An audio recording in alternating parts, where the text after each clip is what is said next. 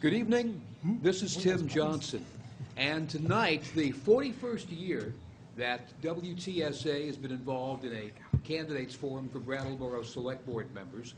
In fact, tonight we also are co-sponsored with BCTV, Brattleboro Community TV, and of course corporate underwriting from GS Precision, Brattleboro Savings and Loan Association, VABEC, as well as Holstein Association USA, the Brattleboro Chamber of Commerce, and Entergy Vermont Yankee.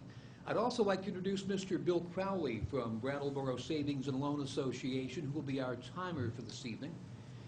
We have an important exercise in democracy coming up on Tuesday, March the 6th. In Brattleboro, 5 people have taken the important step of becoming candidates for 3 positions on the Brattleboro Selectboard. We'd like to introduce all of them to you. In fact, we'll introduce the 2 candidates for a 3-year position on the board. First, we'd like to hear from Catherine Turnus, and before I do that, I'll just let you know that we will be doing a 3-minute count on all of you this evening, and we'll give you a bell at 15 seconds. Bill, if you could demonstrate, and a second bell at the 3-minute mark. So with that, the Great bell. announcer fellow says we are all set to go. Catherine Turnus, please introduce yourself and thank you for coming this evening. Thank you very much, Tim. Thank you, Brattleboro Savings and Loan. This is a really important process that I think everybody should be involved in. I 69, going on 70 in October, and feel like I am part of a community that needs to be represented on the select board. I am a senior who lives strictly on my Social Security and use the facilities that are available, such as the drop-in center, the food shelf. I guess I can consider myself one of the 99. I feel like Brattleboro has got to step up as far as its affordable housing is concerned, and I don't just mean affordable housing for just seniors, for everyone, for young couples, for people who would like to come and live here. We have a wonderful art community that I am part of the Town Arts Committee, and it's an amazing group of people. We have volunteers in this town that are just unbelievable. We had a group of volunteers that were on our Wyndham Waste committee that created a program of recycling that is just remarkable. I don't know, I guess that's all I have to say. I'm not a big word person to do a lot of talking. I'm right to the point, and I really think that I look forward to you voting for me and asking me questions. I would respond that way. Thank you. Thank you very much. The other contender for the 3-year seat on the board is just completing a 1-year term as a select board member, David Gartenstein. Thank you, Tim. I want to thank the sponsors of this event and everybody who's watching and everybody who's intending to vote this year. I'm running for re-election to the Select Board for a 3-year term because I feel that my work on the Select Board is really just beginning. It's been a very challenging and eventful year that I've been on the Select Board. When I first began service on the Select Board, traffic was all bottled up downtown, and we've seen improvements in the traffic system and in reworking the traffic lights. We experienced the Brooks House fire, and we saw through that event that we have one of the strongest, most responsive fire departments that really did a great job preserving and protecting the downtown area. We've worked this year through the recycling program that Catherine spoke about, and we've started to see instituted composting in town, so we've been able to bring down the amount of waste that's being sent to the solid waste district and to the dump. We had some terrible violent crime this past summer, and we saw our police department step up in a really strong way. And then we had to deal with the hurricane and the devastation that was brought about, and the tremendous effort that was gathered by everybody in the community to help rebuild our roads and our homes here in town. What we've seen is that the community really pulls together and works together in an excellent way to help each other. But there's more work to be done, and there are things that I've been looking at and thinking about that I'd really like to focus on. It's why I'm running for a 3-year term. We pay one of the highest tax rates, both municipal and total tax rates, in the entire state. And we need to look at the reasons why we are paying such high taxes and make sure that we've got the right revenue sources for the services we're providing. We also are going to be faced this year with requests to help update our aging police and fire facilities. We're going to have to look at plans for renovating police and fire, figure out how to finance those, and make sure that they're really within our budgets, especially given that we're already borrowing about $30 million to rebuild the wastewater treatment facility. It's been a very exciting first year on the select board. I'm running for 3 years more in order to continue my work on the select board. And I thank everybody for listening and for participating in the process. Thank you very much. We have 3 candidates for a pair of single-year terms on the select board. We'll first introduce the challenger in the field, Bill Morlock. Hi, Tim. Thank you for inviting me, and thank you to Brattleboro Savings and Loan for hosting this event. My name is Bill Morlock. I've been a Vermont resident since 1977. Moved up here with my family from Connecticut. I moved to Brattleboro in November of 2000, living a very quiet life with my wife, Christine Hart. And I've decided that I wanted to throw my hat in the ring and run for the 1-year seat. I've been thinking about this for a number of years and decided this was a good year for me to run. I've just completed a big project in Springfield. I work as the executive director of the Springfield Housing Authority, and I have since 1988. So I've been in the public arena for quite a while. I'm fairly famous in Springfield. Live, like I said, a very quiet life here in Brattleboro. Some other things I've been thinking about is I wanted to give people a choice for the 1-year seat. I think I have some skills that would be very, very helpful on the board. I, most importantly, want to contribute to the town that I've been living here for the last 11 years. So from my standpoint, I think I would be a very good candidate. I've been on a number of boards throughout the state, currently on the Housing Vermont Board and on Leading Age Vermont. I've been also involved in a number of civic organizations, both in Springfield and in Brattleboro. My last organization I was on the Finance Committee for Youth Services. Again, I would be happy to answer any questions. If you want to give me a call at my house, 257-0452. Again, since I'm not very well known, I'd be happy to talk to anybody. Thank you, Tim. Thank you, Bill. The next of the 3 contenders for a pair of 1-year select board seats is just finishing his first 1-year term on the board. Let's introduce Chris Chapman. Thank you, Tim, very much. And thanks, everybody, for listening. I really want to say how endlessly interesting this work is. When you run for select board, you don't do so with the expectation that you're going to fill a page with the numbers of friends that you've made. You simply don't get into this for that. You don't get into this business because you think it's going to be fun. It's very serious business. I approached it with a measure of trepidation, because I felt I really should run, that it's my turn, that this is what it takes to run a town, that this is what it takes to support a democracy. And I have stepped up over the past year, and frankly, it's been one of the more rewarding experiences of my entire life. I'm a native here. My parents met here. They loved this town. I live in the house where I grew up. Both my parents are gone now. I was fortunate to be able to move right back to where I grew up. And my parents used to say,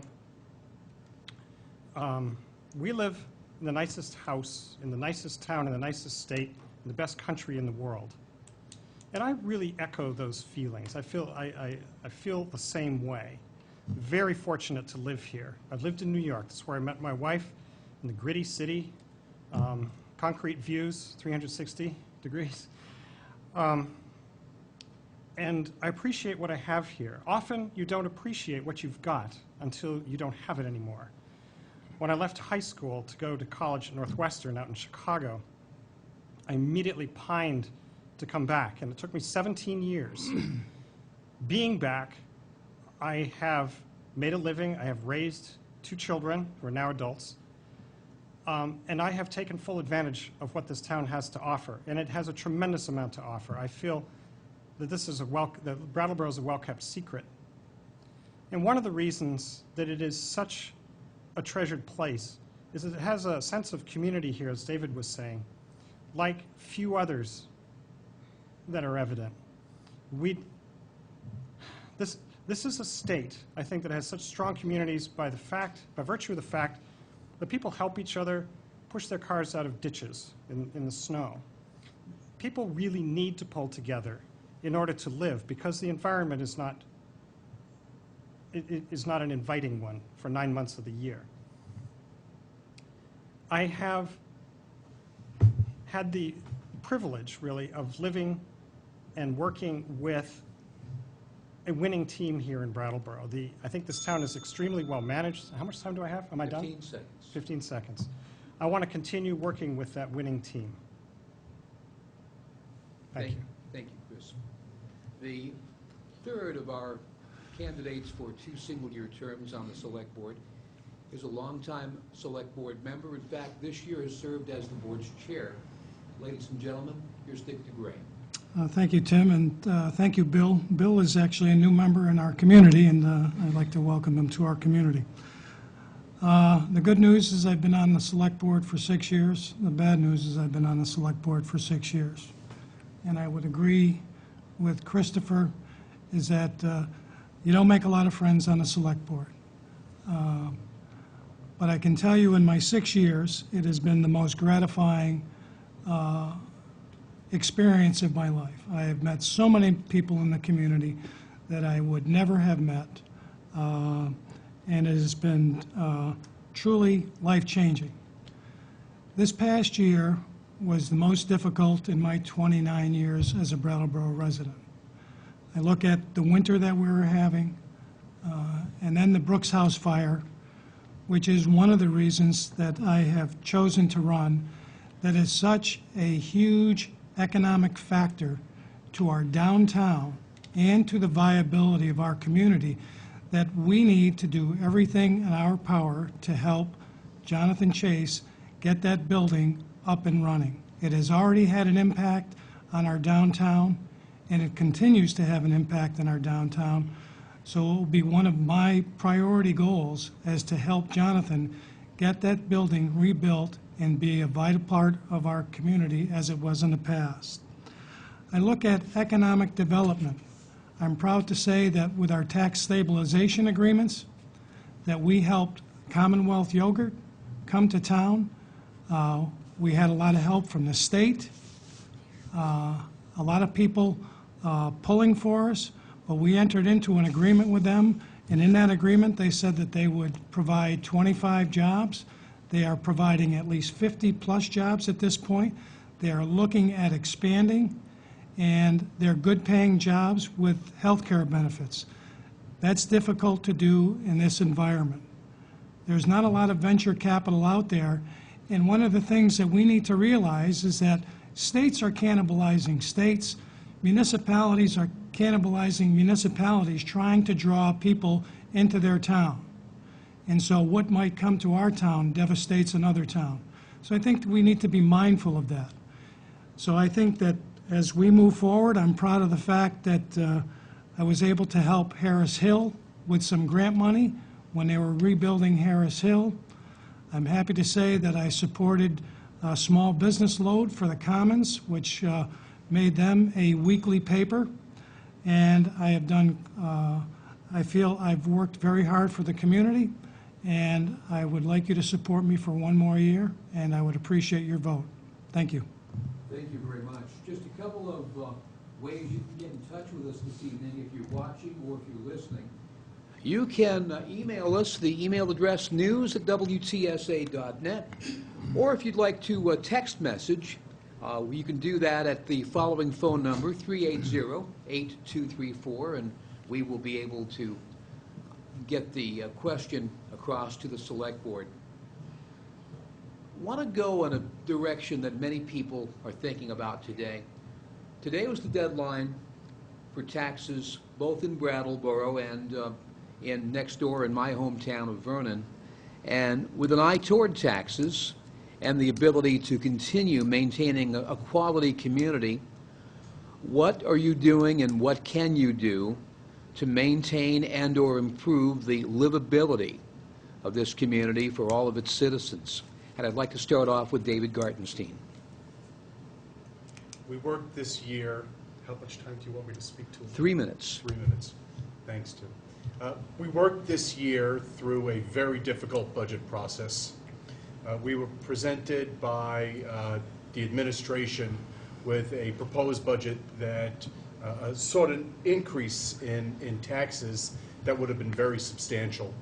And we worked regularly through a series of meetings over the winter months in an effort to bring down the potential additional tax burden to something that we could live with. And I'm proud to say that the budget that we've presented and that'll be voted on at town meeting at the end of March only calls for an increase of about 1%.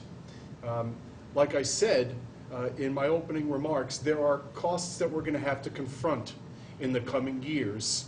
Our fire facility is aging. We're going to need to invest in that facility one way or another because there are problems with the ventilation and HVAC system in that building.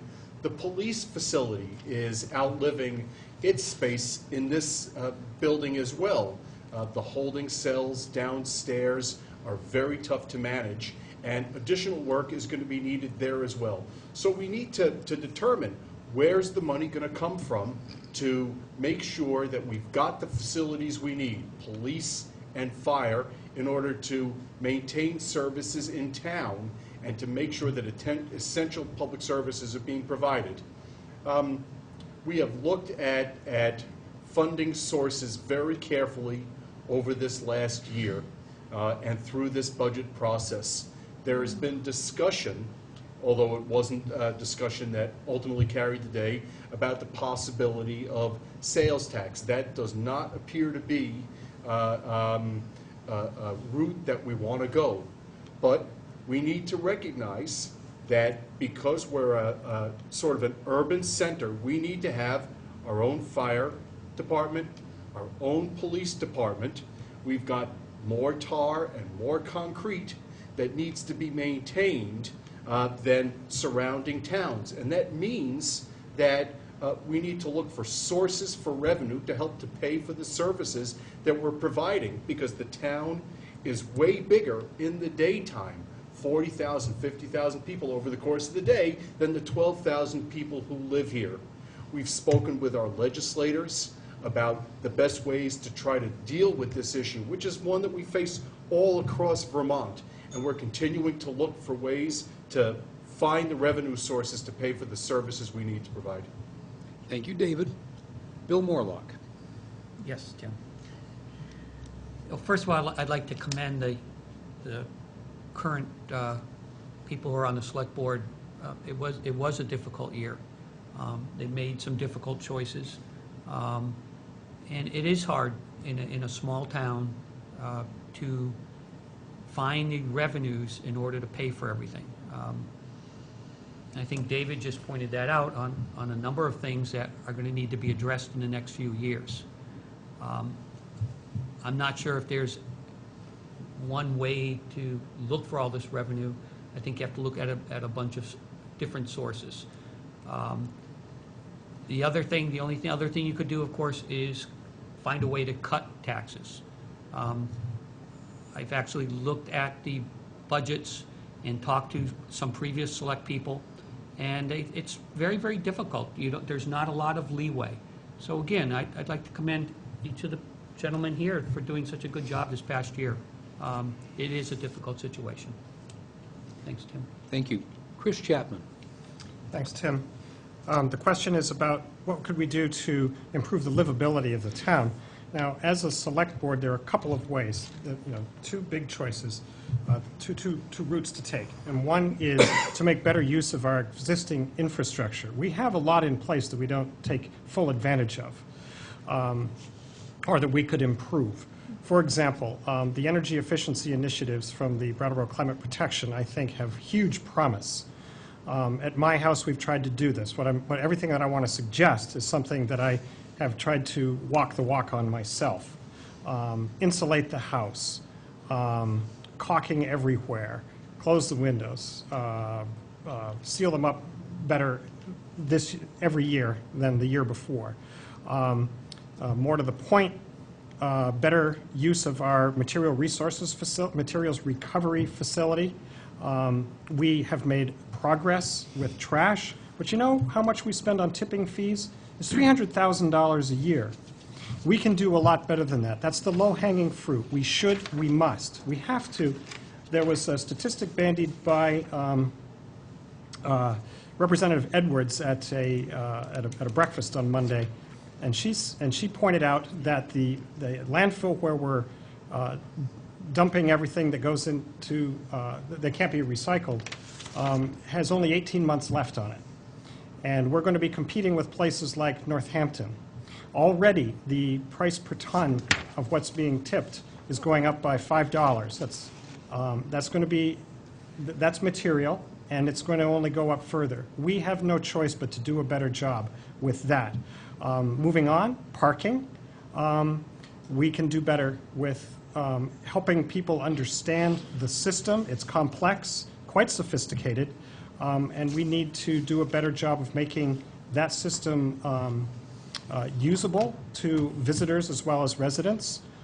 Better use of the parking garage, the parking lots. Little thing, but it adds up. We're talking about livability.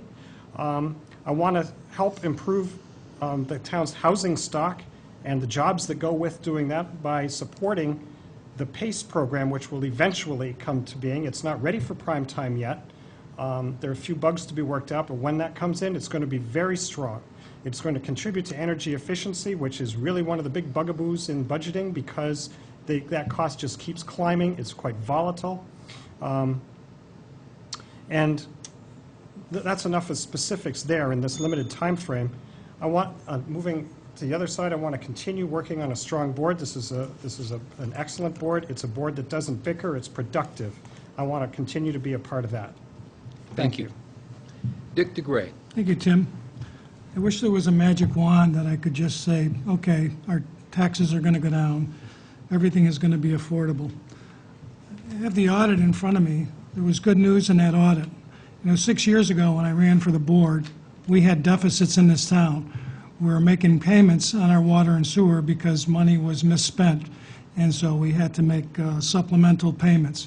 Today, we have $1 million in the bank. We just paid $400,000 cash for a fire truck, saving us thousands and thousands of dollars on interest payments. David's right. When we go through a budget process, there's no stone unturned, and when Bill says, well, cutting, we look at cutting. And when you look at the year that we just had, we're fortunate to have the fire department that we do, the police department that we have, and the public works department that we have. The work that they did, we can't commend them enough or pay them enough for the job that they did this past year. All we can do is pat them on the back. And then I look at our library and the heavy use that it gets. and the recreation department. People need to realize that every dollar in the budget has an advocate. And when you go to remove something, they go, cut over there, don't cut here. David talked about a 1% sales tax. We have a 1% rooms and meals tax that brings in roughly $310,000 a year. A lot of that money, I believe, is brought in by the tourists who stop here, grab a cup of coffee or a quick hamburger, or go out to dinner as they're passing through town. The 1% sales tax needs to be discussed and has to be part of this discussion because there are no other options. I want to have a conversation with the governor about giving river towns another viable option to raise revenue other than the 1% sales tax. I get it that businesses are struggling, but if we're going to move forward with capital projects, we need another source of revenue other than the taxpayers' back. We cannot sustain the capital projects that we have, even if you don't do the police fire station. I can tell you that we cut out hundreds of thousands of dollars in this year's capital plan because we couldn't afford to purchase or do the projects that were presented to us. The board, whether I'm here or not, is going to face challenges with no easy answers. Every year that I've been doing the budget for the past 6 has been more difficult than the year before. You would think that with all that experience, they would get easier. But there is scarce money around, there is scarce grant money around, and there are scarce people coming to our community. We have to be able to maintain the services, or we have to be willing to say, I don't need this service here, I'm willing to go without it. The decision is yours, and you need to be vocal to your select board to say, I can do without that service. Thank you. Thank you. And last but not least on this question, Catherine Turnus. I just, something that I wanted to put forth, and then I'll cover it from that point. And it's something that I got from the people's budget. And it has to do with the actual budget and how it should be devised and thought of. When you review the budget, please ask yourselves whether it meets the principle of universality. Does the budget ensure the adequate resources are raised and spent to meet everyone's needs? When you review the budget, please ask yourselves whether it meets the principle of equity. The budget should address first the needs of those with the greatest need. Does the budget increase equally by prioritizing the needs of those who are disadvantaged or vulnerable? I have lived in 4 states in cities where there were sales tax. And the sales tax hurt the people who have the less money. You can't, there's got to be other ways. The budget can be crafted to directly address fundamental human needs. We need to have a better system of affordable housing for people. If you have to find resources to be able to acquire this, then that is the job of the select board to do that, to look even further than just adding sales tax on to people who can't afford it. That's it. Thank you. Next, I'd like to tackle the topic that comes up every now and then in Brattleboro and is in one way or another being addressed, but perception begats reality in the area of public safety. Over the years, off and on, there have been concerns about whether people feel safe while they're shopping downtown or walking downtown. Do you feel such a perception? And whether you do or not, what's being done or what could be done to improve both the perception and the reality? I'd like to start with Bill Morlock. Well, personally, I feel safe walking around town. I've heard that some people have not do not feel safe. I believe it's on Elliott Street, down at the farther end. My personal opinion is Brattleboro's a pretty safe town. I guess I don't see, I haven't picked up that perception that it's been unsafe. I feel very safe here, to be honest with you. All right, thank you. Chris Chapman. Thanks, Tim. The reality of, let's start with the fire department. The reality of the fire department is that it is one of the very finest around here. And the Brooks House fire, which struck at 10 o'clock? 9 o'clock. 9 o'clock at night. It was full of people. There were 60 or so people in their apartments in that building, about to go to bed, watching TV, whatever they do on a Sunday night. And it was a bone-dry building. It's been around a long time, made of wood. The fire department was trained and certified to go inside to fight a fire. Most other fire departments would be qualified only to spray from the outside. These guys went in, knocked on the doors, got people out, even people who refused to come out. They persuaded them to come out, get out. There was not one fatality. There was not one injury among that whole population of very vulnerable people in a very vulnerable building beset by an inferno. I'd say the perception of safety is quite strong as a result. The reality is we've got a tremendous fire department. Speaking of police, we also have an excellent police force. I think it's well-trained. I think it's quite professional.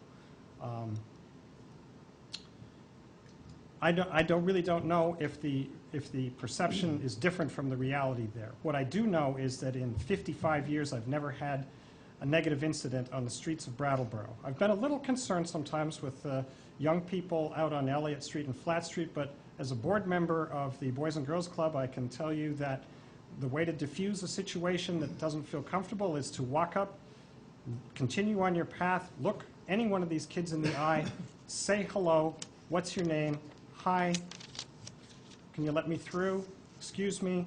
A lot of the times what we see out there are kids looking for some kind of attention because they're not getting it elsewhere in a constructive way. The reality and the perception, I think, are quite different there. The perception is it's a little scary. The reality is we've got really, for the most part in Brattleboro, a really nice bunch of young people. Need a little more to do, perhaps need a little better coaching on interaction, especially with older people. I think older people are a little scared of young people. It doesn't have to be that way. It's just one more challenge for our community. The fact of the matter is that Brattleboro's public safety departments are first rate. And I feel that that is evident, that is further evidence of the fact that this town is extremely well managed. We're lucky to have it. And once again, I'd love to continue to be a part of that team. Thank you. Dick DeGray. Thank you, Tim. You know, when you talk about safety, you know, Chris kind of broke it down into two components. There is a perception out there that it's unsafe. When you have a homicide in your community because of drugs, there's a real strong perception that we have issues in our community. And one of the things that we have initiated as select board members is that we put money into purchasing cameras. Now, the upside of having cameras is that they never get sick. They're on call 24 hours a day, and what you pay for them, you're not putting out in benefits and retirement pay. So I'm a proponent of cameras, but I'm also a proponent of a strong police department. In this present budget, we are down one police officer, and because of budget constraints, we didn't put that police officer back in the budget, and that position has been out for 2 years. I'm a strong proponent of neighborhood policing. We all have responsibility in our community, whether it's downtown or whether it's up on Maple Street or whatever street that you live in. If you see something, you can make a phone call to the police department. You can do it anonymously, but don't be afraid to make a call. And we need more people making calls to our police department. As for our fire department, it goes unsaid. Without their courageous work, we could have lost, the whole southern side or the western side of that block. We don't talk about there was a chemical break up in New Chapter, up in May, which had the potential to be really life-threatening for our community. Our firefighters did an outstanding job there. We had a fire in the Sam Elliott block. We lost a life there. But it could have been much worse hadn't it given our fire department, who, even though they were right next door, we still had a loss of life. But I commend them for the outstanding work that they do. And I thought that the new year was going to start off well, and what happens? January 3rd or 4th, we have a fire on Main Street, and anytime you have a fire on Main Street, especially on the eastern side of Main Street, it creates all sorts of challenges, and with our fire department, we were able to extinguish that with minimal damage. So even though last year I thought was the worst that it could be, the reality is it can always get worse, but let's hope that it gets better. And I'm a strong and solid supporter of both our police and firefighters. Thank you. Catherine Turnus.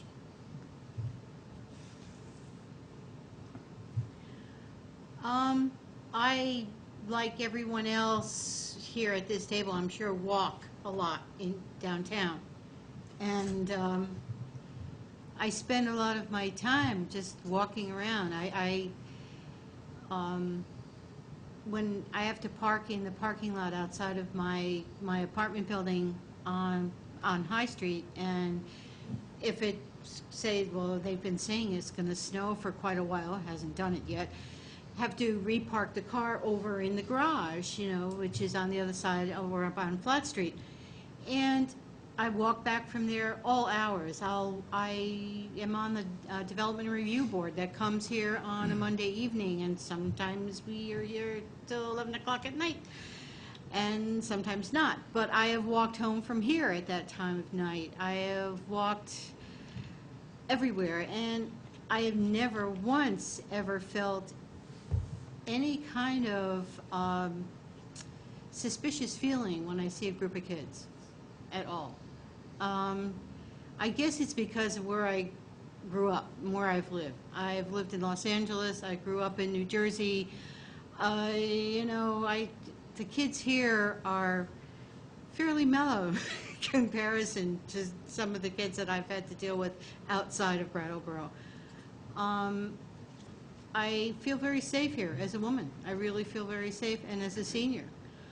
As far as the fire department is concerned, my building was right there in the middle of that Brooks fire, and I was out there shooting for BCTV, and I'm going to tell you, I was sorely impressed, very impressed, not only with the fact of our fire department, but the reaction of all of the neighboring communities that came to help us. I mean, that was amazing.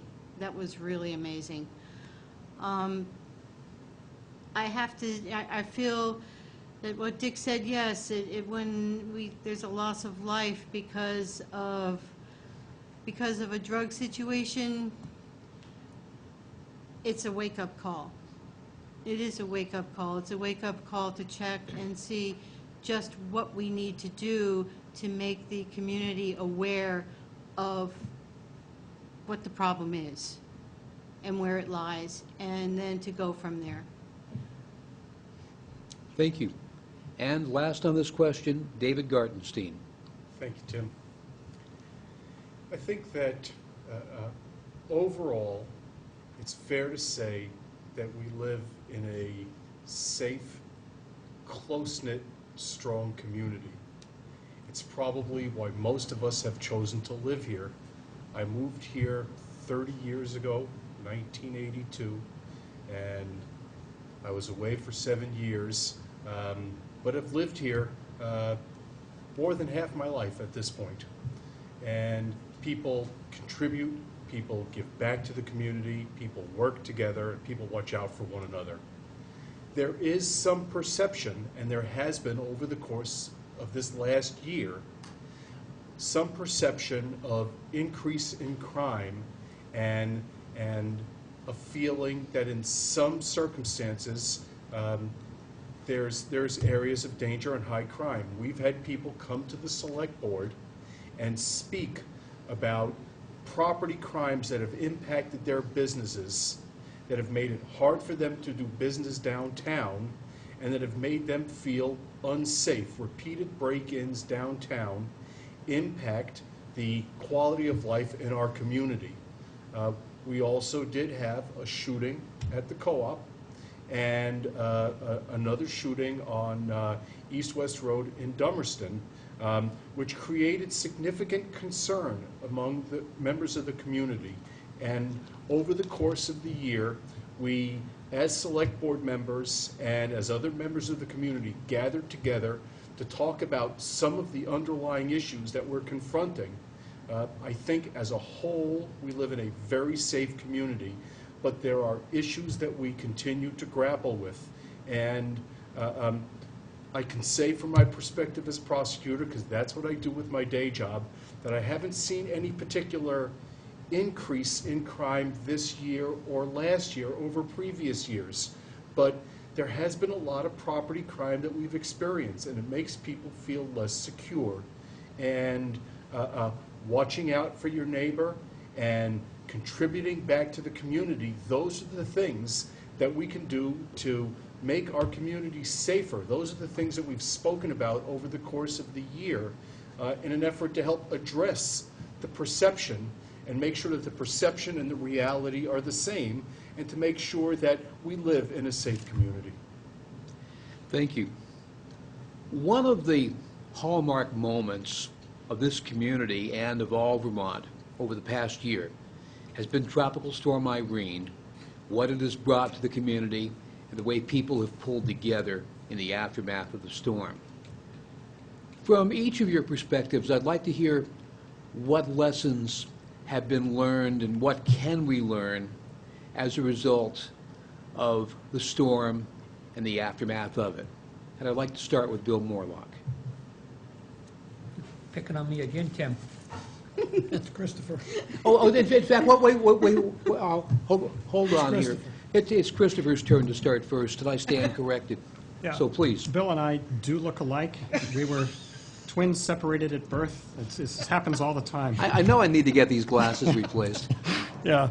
The lessons that we learned. Well, for starters, I think that the fact that there were so few injuries in both of the terrible events that of flood and fire that afflicted our town shows that we are well prepared in many respects for more. We were lucky. It could have been a lot worse in each case. We could have lost the Brooks House entirely. We didn't, thanks to really first-rate fire response, extremely fine response by the Brattleboro Fire Department and our neighboring towns.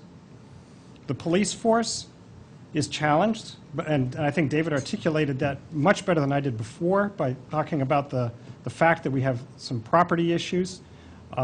Lesson learned there is that it takes a community to keep a community. The lesson of the flood was do more of the same. The Weather Service gave advisories. The town picked up on them, organized the Emergency Operations Center, did all the right things to warn people away from the flood. We did have a fatality in Brattleboro, but that did not happen during the flood. That happened afterward. Once again, we were lucky there in that, bad as it was. Remember that hurricane winds were also forecast, and we didn't have those. We had the water. Bad enough. I think that we would have had an entirely adequate response had there been even more damage from wind. There was communication, there was compliance in a community that is used to taking its environment seriously.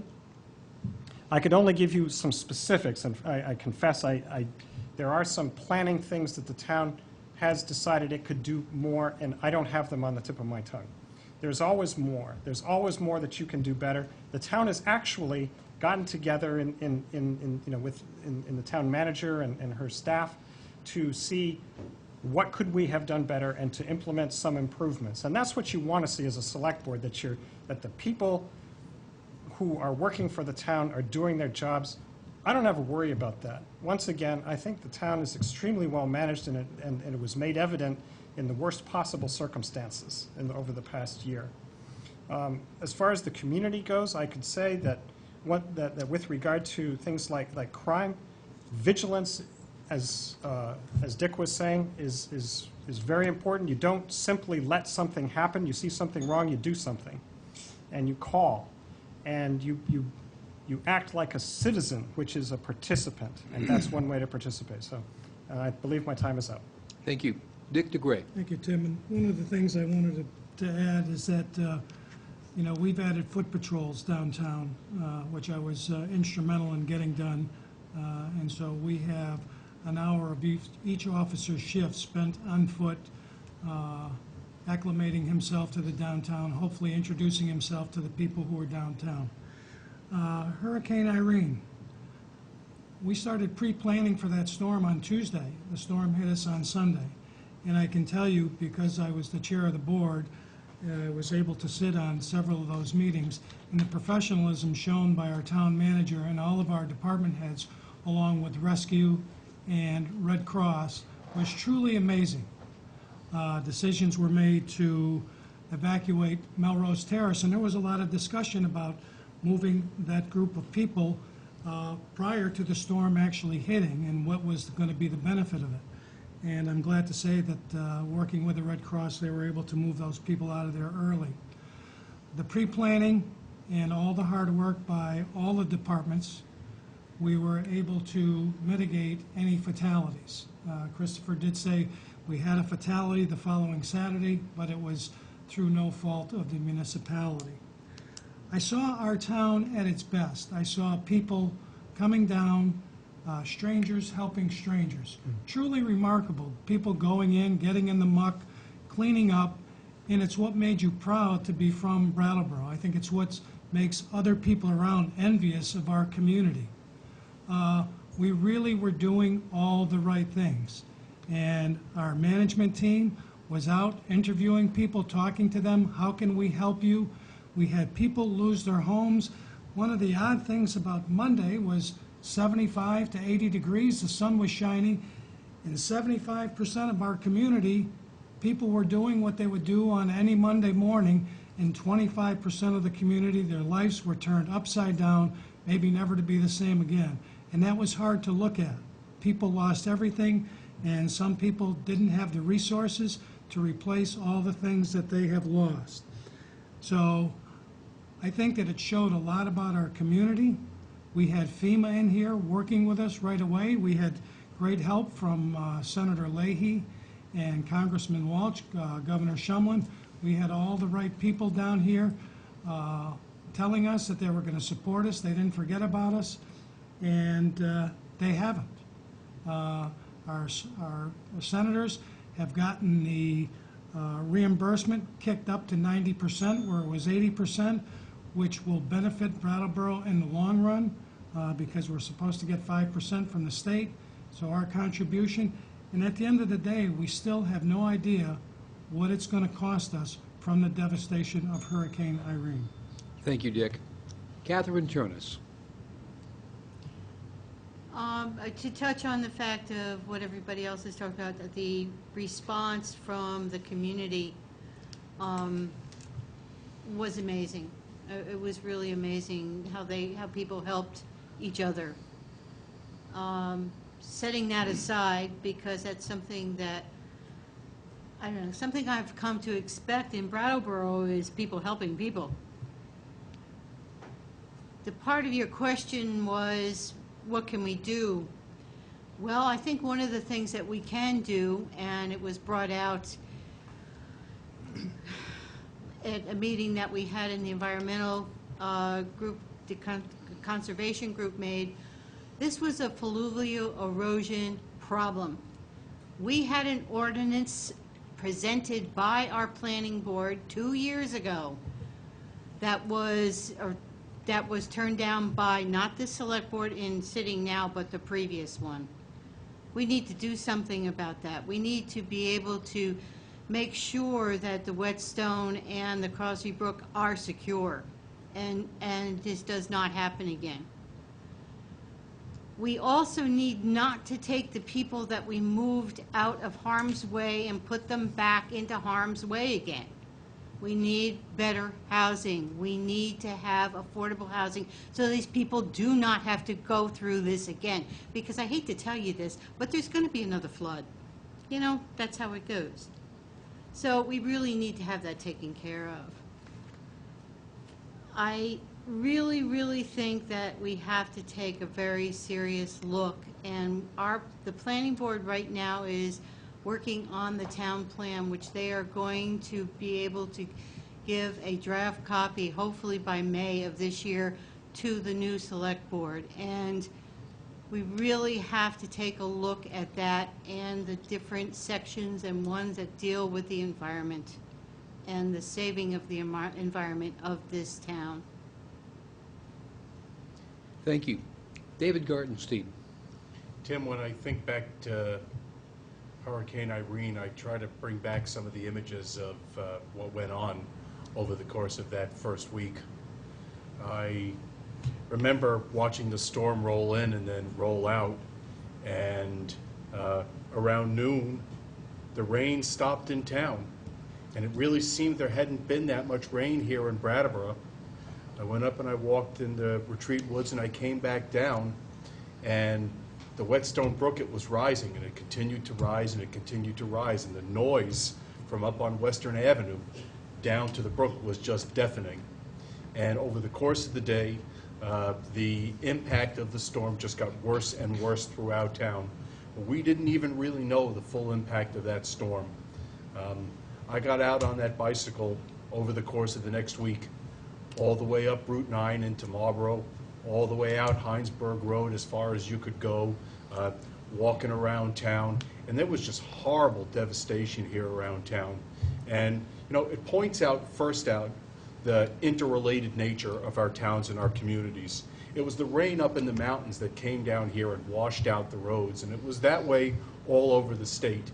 And we pulled together to rebuild. The pace at which roads and bridges were rebuilt in this state was just astounding, and it's really a tribute to the governments all throughout the state that we were able to rebuild and get everybody back onto a firm plane where we could move around and we could survive. People came together to make sure that housing was available, to work and help clean up other people's homes. And it really showed us a lot about ourselves and about our communities.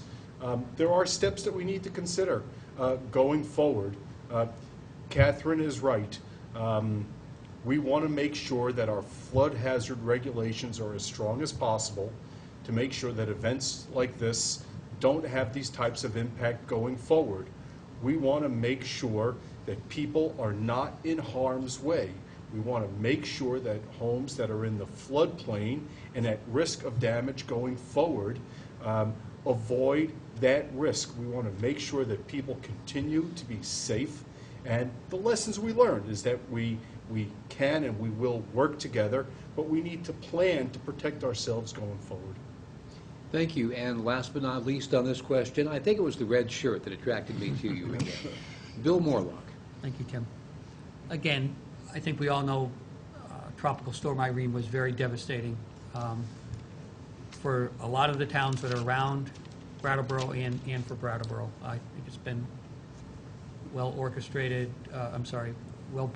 very well pointed out by everybody here. And there was a lot of good planning that went on before the storm by the fire and police department and the other employees in town, and they did a great job in helping people to get out of harm's way. My personal feeling is there could have been some better planning after the storm to help some of the people that were in harm's way. It seemed to me that the planning department was more concerned about process versus sometimes the people that were affected. But otherwise, I think the town did a great job. The employees of the town did a great job, and the people in town really worked to help each other out. Thank you. Our next question deals with public involvement. You five are to be commended for seeking the office of the Select Board, but several other townwide offices are running unopposed. Many town meeting member seats in this town are not even filled for the town meeting ballot. And there was a meeting last night which saw very few of you and very few of your fellow citizens attend. With those as examples, what can we do to increase public involvement and remind people of their role as citizens? And I'd like to start with Dick DeGray. Well, thank you, Tim. And yes, I was one of the 89 people there at the BUHS district meeting. And as I like to tell people, I don't care how you vote, but you should go to that meeting. It's your responsibility. And sometimes I think that people just don't understand that they get to vote on that budget. It's not like town meeting. I wish I had the answer for that because it's something that we discuss year in and year out. I'd like to think that the lack of candidates this year was because people were so pleased with the work that the current board has done. I do appreciate that Bill has stepped forward and Catherine has stepped forward because I think that it makes you a better candidate when you are running for a position. And I don't ever want anyone to think that I have a big head. I know that I'm in a fight for a position. I'm running against an incumbent, and I'm running against Bill, who I think would be a worthy board member. So I realize the fact that it's not a given, and anyone who thinks that I'm thinking that I'm going to be anointed back onto the board, you're sadly mistaken. Because when you keep score, there's always a winner and there's always a loser. I wish there were more people that would get involved in the school boards. The school boards haven't had a contested race in I don't know how long. We have vacancies in District 2. I think that there are 13 or 14 vacancies for town meeting members. And here's an opportunity for you to weigh in democracy first and foremost. But if we continue to struggle having town meeting members, then we have to revisit the charter and say, this isn't working here. If we can't get, we have over 8,000 registered voters. If we can't get 41 people from a district to hold a seat for one day, it's usually about 5 or 6 hours, then that says something about our community. People aren't afraid to voice their concerns about what we have. Get involved. Take a seat at the table. Whether I agree with the politicians or the people that are in them, I appreciate the fact that they've taken the time, they put themselves out there. It's no fun when you lose. I've been in that seat, but it's not life-ending. My life didn't stop when I got beat when I ran for the Select Board. And so I appreciate the fact that Bill and Catherine have put their names out in front of us. I wish more people would. It makes the process much better when there are more people involved. You make the process happen. Don't just complain about it, do something about it. Put your name on a ballot. Thank you. Catherine Jonas. I started out as a very boring person at the age of 21 because back then in the last century, you were not able to register to vote until you were 21.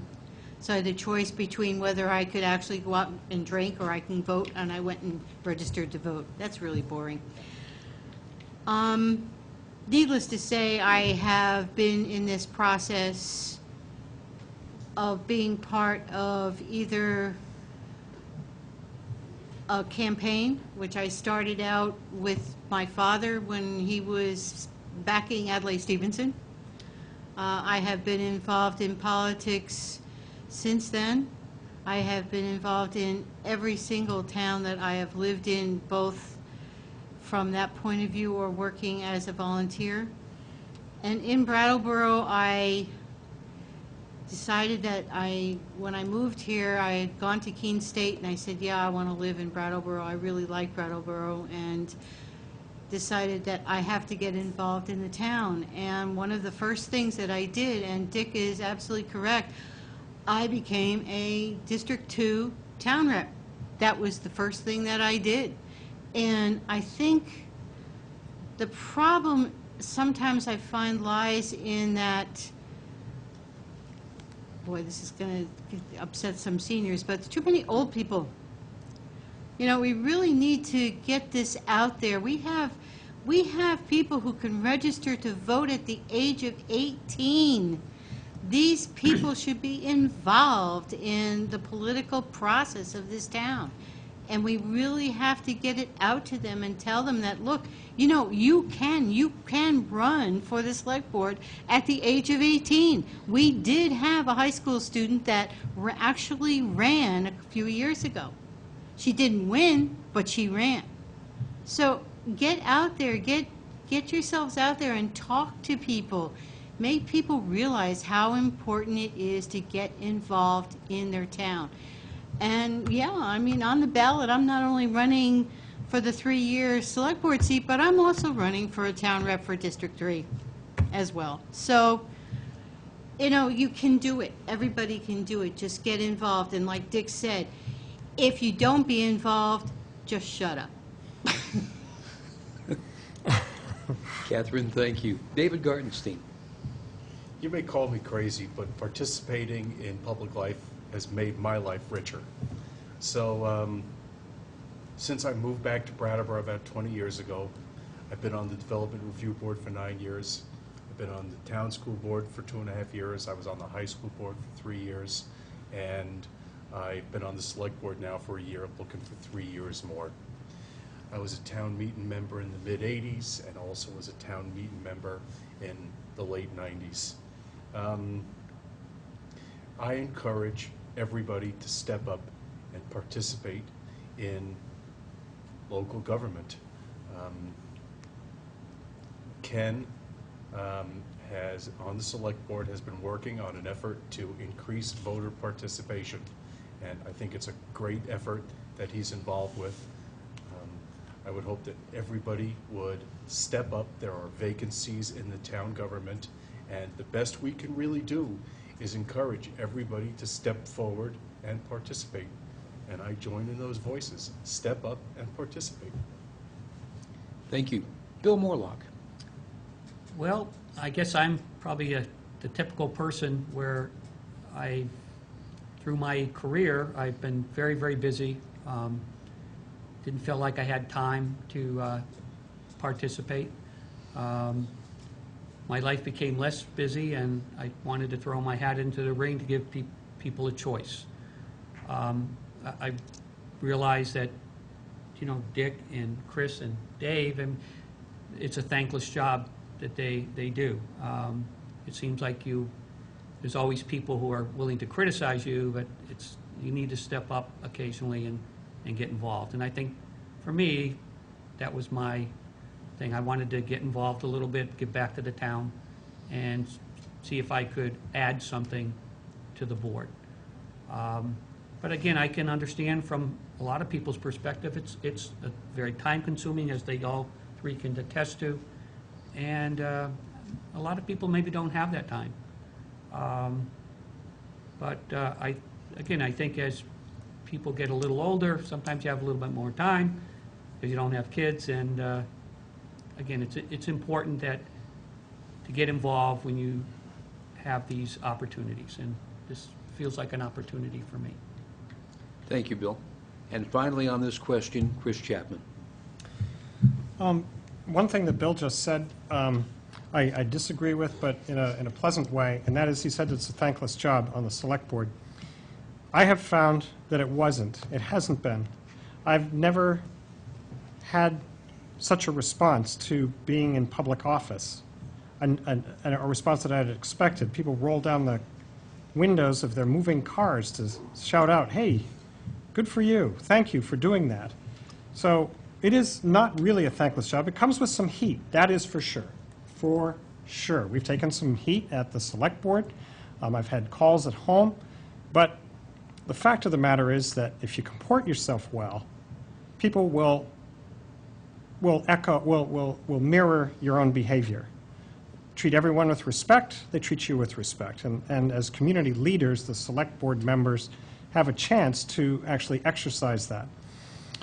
I would say that increasing public involvement is something that comes personally. David was, and Catherine have both alluded to this. You just talk it up. Just talk it up. Tell your friends. Tell anybody who asks you why it is that you're such a nut to run for office, and you say, because it's the right thing to do.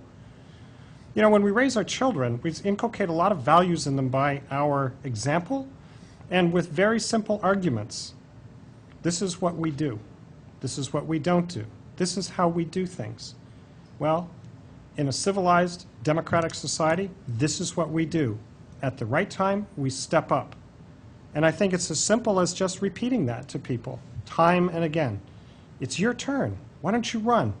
The rewards are amazing.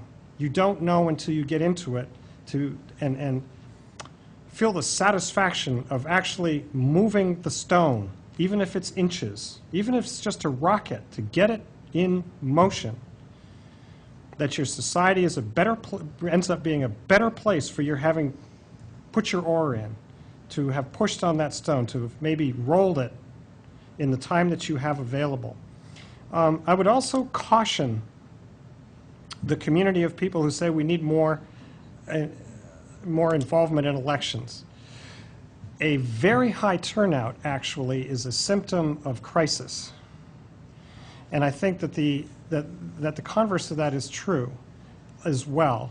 You know that our community is okay because people aren't really head up about it, about what's going on. I think they have generally, despite any griping they have, some confidence in the people who are at work.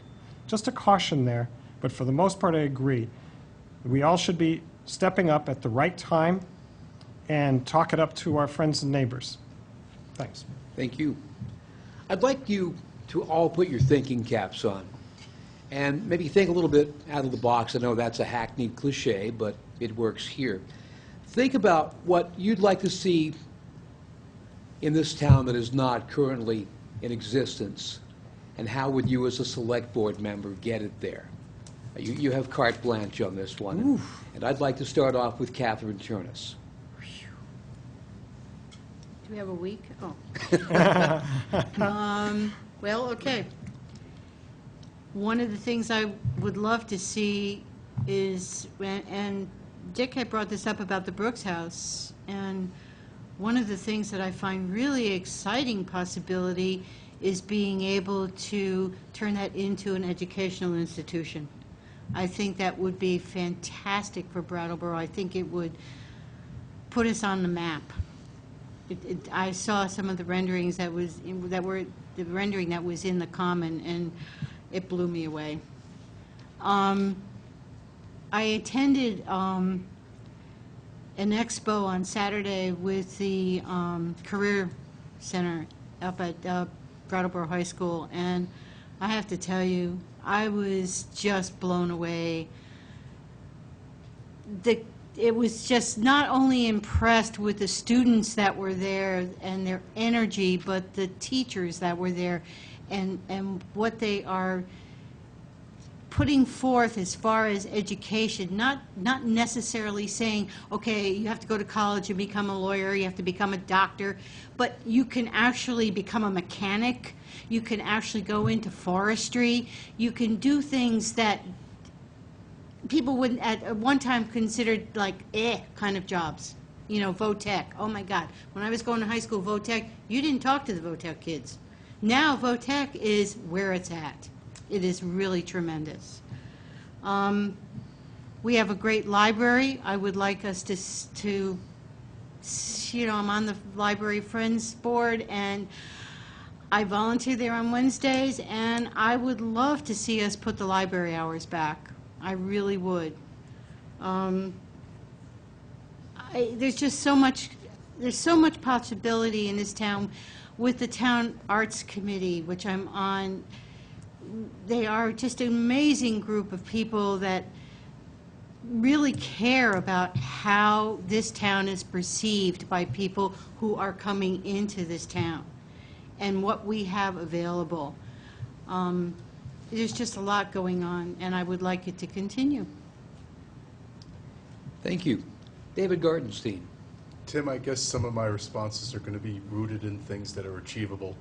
I know you asked us to think out of the box, and I'm trying, but a lot of the things that are coming to mind are things that I think that we're working on. I like the Safe Streets initiative that we've seen coming from the legislature and the studies that have been commenced here in town. I would love to see our streets and our sidewalks maintained in a way that is safer for pedestrians and safer for bicyclists. I'd love to see our cultural facilities develop to their fullest. There's been this great proposal to expand the Cultural and Arts Center down at the NEYT. And it would be a great, great center and a great area for young people in town. It would be great to see the resources that are available put towards our schools, and we're working towards high-speed internet to be available everywhere. We've got the Fiber Connect project is in process. We're going to have a hub right here in town. It'd be nice to have cell service everywhere in town. These are things that are achievable and that we're working towards, and those are some of the visions that I'd like to see us continue working towards in the next years. Thank you, David. Bill Morlock. Tim? You know, Brattleboro offers so much. As I told you before, I work in Springfield and have for the last 30 years. And when I moved to Brattleboro, I thought I was in heaven. It was quite a vibrant community, fairly active downtown, good arts, good recreational opportunities, excellent police, fire, and public works departments. And like you said, trying to think outside the box, I think it would be great to have a college opportunity downtown, either a community college or something else that would bring, again, young people into the town. There's nothing like having young people to make a town more vibrant. So for me, something like that, like Keene has, would be fantastic. But it's a wonderful town, and I'm happy to be here. Thank you. Chris Chapman. Okay, Tim, thanks for the home run pitch. Just call me Gopher. Okay. I want to promote the unused benefits of infrastructure, more and better use of what we already have, better recycling. You know, a group of people wanted a sidewalk going from Morningside Commons into town. We turned them down. You know why? Don't have the dough. What could we have done differently? Well, if our town as a whole had recycled more and tipped less trash into the landfills, we could have saved more than $100,000. We've made marginal progress over the past year. We could do a lot better. We're going to have to when the landfills fill up and it becomes truly expensive.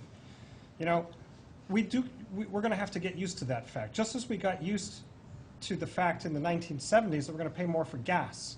And now, look what's happening. We pay $3.50 now. The forecast is for $4 a gallon by Memorial Day. I'm not looking forward to that. I'm not looking forward to having to budget and sacrifice worthy projects in order to pay for trash. Okay, enough said on that. Because you get me going and I'll start to really foam at the mouth. I want to strengthen other institutions that we have. We do need the police and fire facilities. You did give me carte blanche. In answering one of the similar question last year, somebody asked me, would you like to see a new police fire facility? What do you think of that? And I said, I would like to have them have a palace. They deserve it. They should have it. It'll keep us safer with a first-class facility. I want to find a way to do that.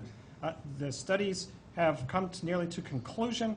We can We know what we can do, and we can do it efficiently. It's going to cost big bucks, but we need to do that. We will do it somehow.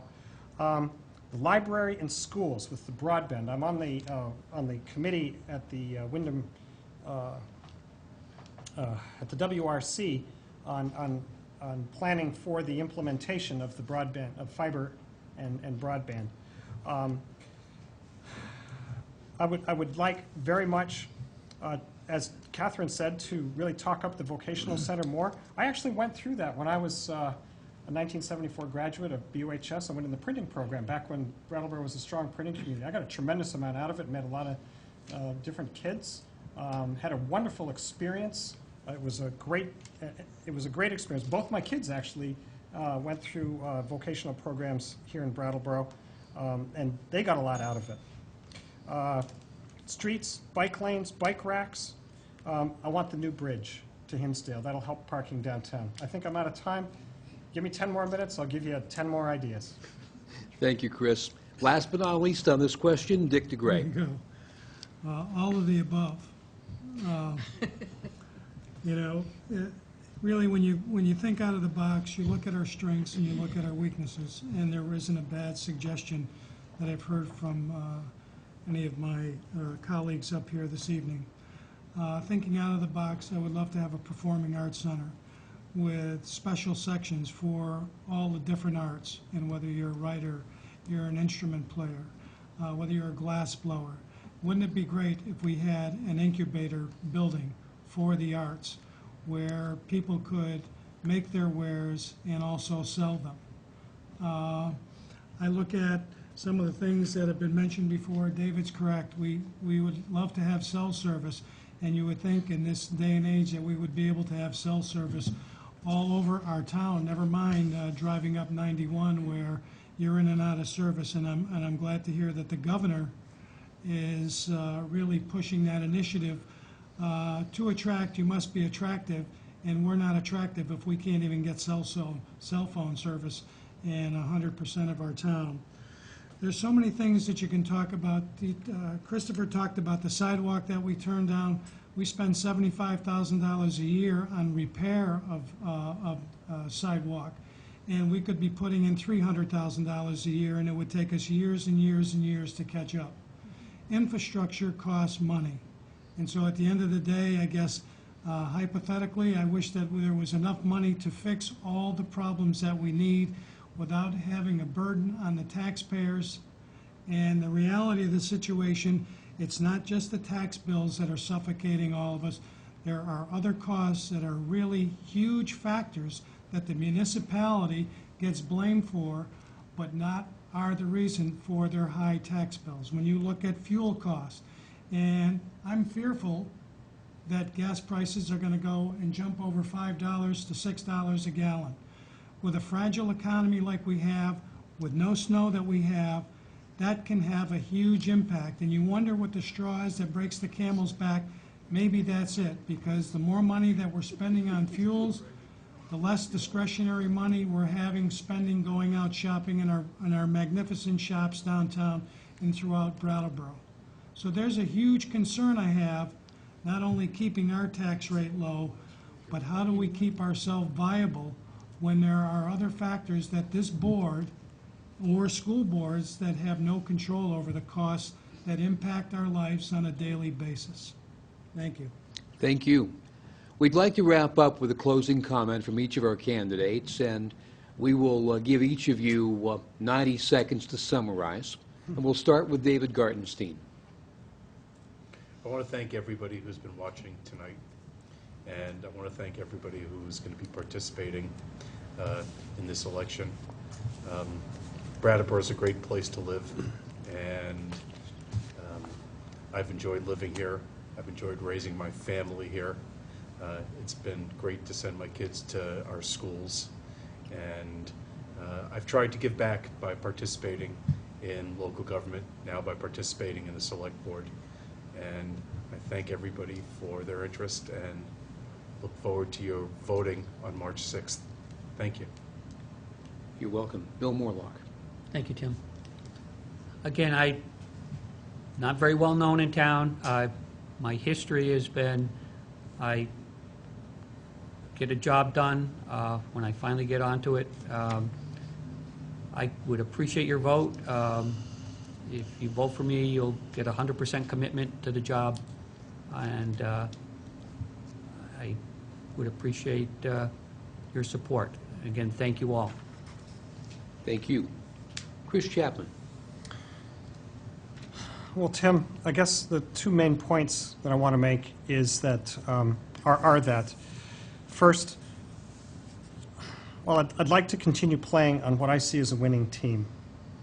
People love to complain about government, but when I got in, I really saw what a treasure we have in the group of people who manage and run this town, who make it work. It's an effective team. I feel privileged to have been part of it for a year. One of the things I said last year while running at one of these forums was that I see the town the way, like a jetliner full of people, a big dreamliner, let's call it. And I don't want to loop the loop. I want that plane to fly straight and level. It's hard to fly an airplane straight and level.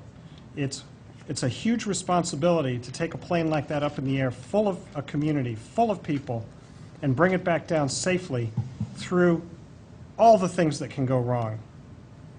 And in the town here, we've had fire, we've had flood, we've had violence, but we have a town that is really wonderful. I'd like to continue to be a part of the Select Board for 1 year more to continue what I've started. Thank you. Dick DeGray. Thank you, and thank you for this opportunity here this evening, and I want to thank all of my colleagues up here for their thoughtful answers on the questions that you provided.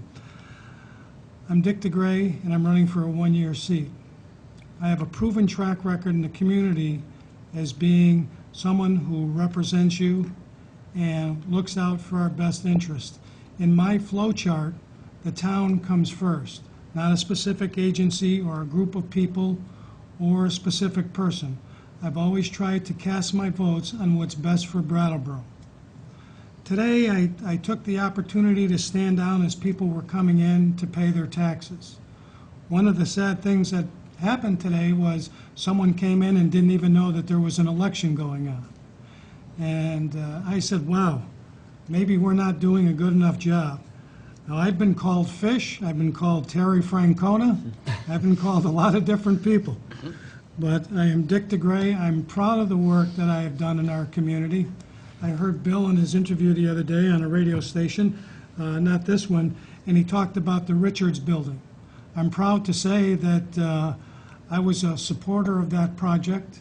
It's the last housing project that came through, and I am a supporter of affordable housing.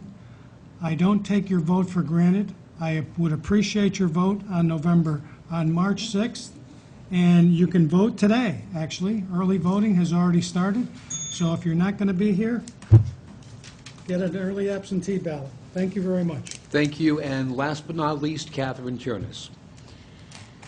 I'm going to steal a quote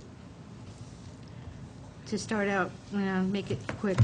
It's from President Barack Obama's State of the Union, and I'm just going to take part of it. We can either settle for a town where a shrinking number of people do really well while a growing number of Americans barely get by, or we can restore an economy where everyone gets a fair shot, and everyone does their fair share, and everyone plays by the same set of rules. What's at stake aren't Democratic values or Republican values, but American values. And I'm Catherine Turnus II. They forgot to say the second part. And yes, I'm named after my mother. And I'm not going to go away. If you don't vote for me and David gets in for the 3 years, I'm still going to be a town rep out of District 3, and I'm still going to be on the Development Review Board, and I'm still going to be around, and I'm still going to be asking questions and waiting for answers. Catherine, thank you, and certainly thank you all. All of you are to be congratulated for putting yourself before the public, because that does take a lot. It demands a lot of both you, your time, and your family, and we really appreciate it on behalf of the community that you've put yourself up for office. Again, as Dick had said, you can vote early for this election. You can get an absentee ballot from the town clerk's office in Brattleboro or any other Vermont town for that matter. And if you are not a registered voter and would like to become one, contact the town clerk's office, or better yet, contact me at WTSA at 254-4577. I am a justice of the peace, and I can certainly make sure that you become a registered voter. There are other justices of the peace throughout Brattleboro and throughout the region that will also be glad to help you.